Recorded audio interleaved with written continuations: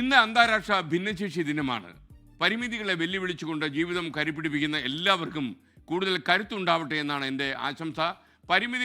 പരിമിതികളൊക്കെ മറികടന്ന് ജനവിധി തേടുന്ന ഒരു സ്ഥാനാർത്ഥിയുടെ കഥയിലൂടെ നമുക്കതുകൊണ്ട് തന്നെ ഇന്നത്തെ മോർണിംഗ് ഷോ ആരംഭിക്കാം.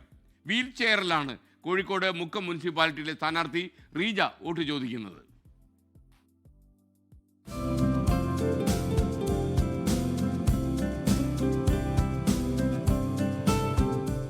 ഇത് റീജ തെക്കേപ്പോയിൽ മുക്കം മുനിസിപ്പാലിറ്റിയിലെ 27-ാം ഡിവിഷനിലെ NDA സ്ഥാനാർത്ഥി.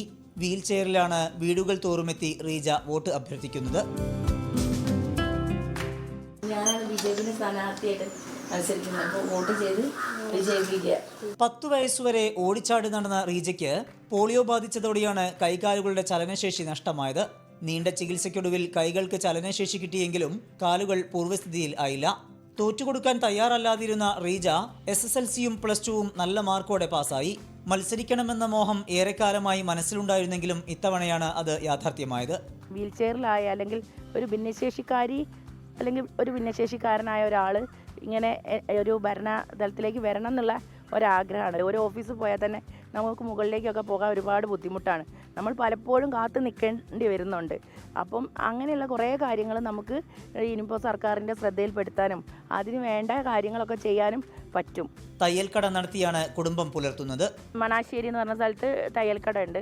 എൻ്റെ അമ്മ കുറച്ച് പ്രായമുള്ള ആളാണ്. അമ്മയ്ക്ക് നിത്യരോഗിയാണ്. അമ്മയെ സംരക്ഷിക്കുന്നുണ്ട്. അതോടൊപ്പം തന്നെ നമ്മളൊരു 4-5 സ്ത്രീകൾക്ക് ജോലി കൊടുക്കാൻ പറ്റുന്നുണ്ട്.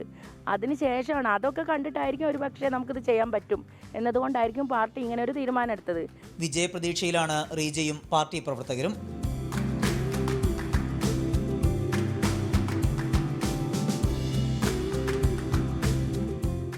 അനൂപിനൊപ്പം സമീർ സി മുഹമ്മദ്, 24 കോഴിക്കോട്.